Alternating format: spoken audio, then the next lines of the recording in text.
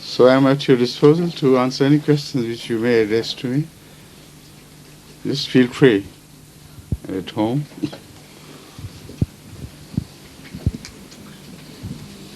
Human society is so corrupt, Your Holiness.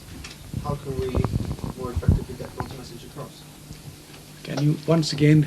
No, I understand, yes, but for the sake of recording, would you please repeat your Human question? society seems to be so corrupt. Yes. How can we, as individuals, get God's message across more effectively? The point is that every disease has to be first analyzed and diagnosed. Why are we corrupt as human beings and tend to be corrupt?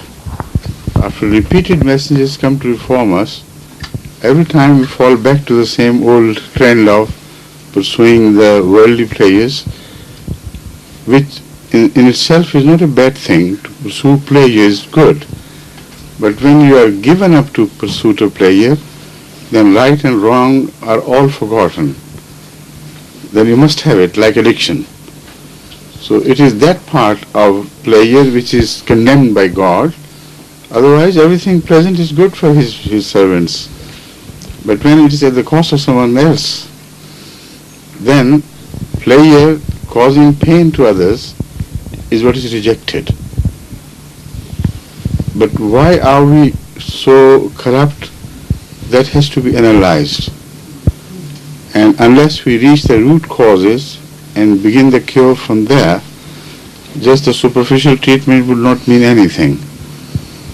Yesterday I discussed this matter with some would-be member of parliament who had also come to attend my question and answer session. And he was deeply concerned about what was happening in Britain. The moral degradation, the rise of crime, and lack of sensibility to others' pleasures and sufferings. And I told him that you should have learnt your message from the most beastly killing of the innocent children in Scotland. Just to talk of superficial changes in the law and go for legislative reforms or give to strengthen the hands of the police is not at all a relevant answer to that problem. That problem lies elsewhere and deeper in your society. It has a relationship with the overall rising crime of child abuse. And generation after generation things have been happening where people grow up with a sense of suffering and inferiority complex at the hands of their elders, at the hands of the society around. So they nurture these passions of revenge quietly until they burst into a flare of what you saw. He was not a madman, because madmen don't show cruelty to children. He was not a sane man either. He was on the borderline of madness and sanity, and he was in fact a distorted image of the society, which was going. Now, you do not reform your television programs, you do not put restrictions on what is to be shown or published, and how people's private lives are probed and why should they be probed by the media and so on, when the royalty itself is not safe, not because the royalty has a special right, but it becomes a focus of attention of all the people. What happens there, what is tolerated there, is tolerated at every other level, even more so. So there are many things which are wrong and which are getting more and more twisted with the passage of time. No legal reformation is the answer. You strengthen the hands of the police, and the police itself is a part of the whole society. And unfortunately, the standard of police is not at all the same as it was 40 years ago when I was here. I was here as a student. So things have to be analyzed cool-mindedly, not politically, but wisely, at a forum of people from all walks of life and their representatives participating in a meaningful search for truth and search for the right measures. morality is what is missing, unfortunately. Morality, not just Christian, but any morality is morality. Religious morality is one unsplittable thing, and it's universal. So when I speak of morality, I do not mean Islamic morality or Christian morality or Jewish morality. To me, morality has to be universal or it is not morality. Whatever name you may give it, it is not right until it has to be universal. So with a determination to resolve your problems armed with universal concept of morality, where racism does not play a part, where differences of areas, north and south and east and west, are not permitted to be counted as factors. Just a human responsibility should be discharged at human level. Then you will see there have to be effected many reforms in your media, in your treatment of many daily problems. The concept of freedom has to be rectified. Once again, it has to be thoroughly examined. What do you mean by freedom? Freedom to what extent? How far? If my hand is free and my hand is not free, where his nose begins, of course. And similarly, we have a relativity in our relationship. Freedom in which areas?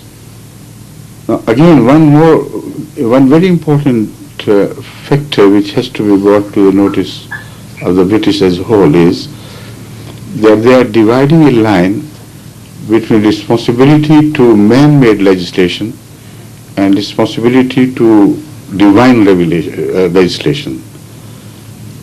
And this treatment is so prejudicial in favor of man-made that when children, particularly young girls, teenage girls, grow up in the school and the teachers feel that their parents are pressurizing them or advising them very strongly to behave morally